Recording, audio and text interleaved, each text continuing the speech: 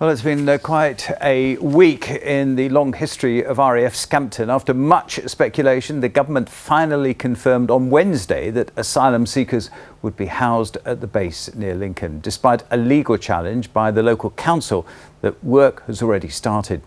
Lots of questions about this, thank you for those, about what it all means and what's going to happen next. Caroline Bilton has been looking at what we know and answering some of your questions. Well, we still don't have a full picture, but this is what we know so far. The site will accommodate up to 2,000 single adult male asylum seekers, and they'll move people onto the site in a phased approach, starting with 200 people. Work has already started to prepare the site, and they will be housed in either former accommodation blocks or temporary buildings. A lot of questions on this from you, a lot like this one from Jill, who asks, how will the police and the NHS cope?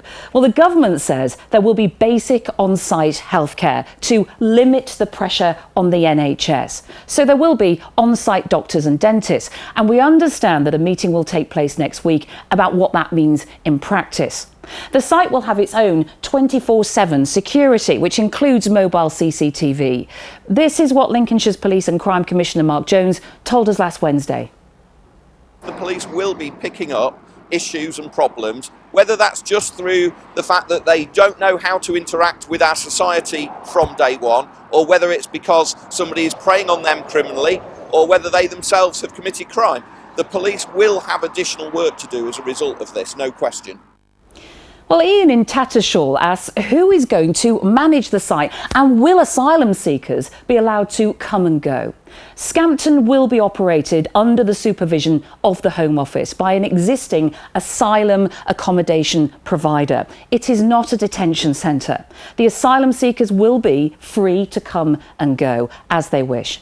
The government say there will be no curfew. There'll also be a dedicated bus to urban areas, which we presume will be Lincoln. A lot of questions are being asked about how long Scampton will be used for this purpose. The government says it is temporary, but it can't tell us exactly what that means. The local authority says it hasn't been told either. Clearly, there's concern that this could impact on the proposed £300 million renovation that is planned for RAF Scampton. But the government has said this. We do see this as a short-term arrangement, and we would like to enter into an agreement, as he knows, with West Lindsey District Council so that they can take possession of the site at a later date, and their regeneration plans, which are extremely important for Lincolnshire and the East Midlands more generally, can be realised in due course. Well, from today, the Red Arrows will no longer fly over Scampton for training. This is what was thought to have been their final practice over the base yesterday. Work has already started to prepare the site for the new arrivals. Discussions on logistics and how services will be provided will all begin next week.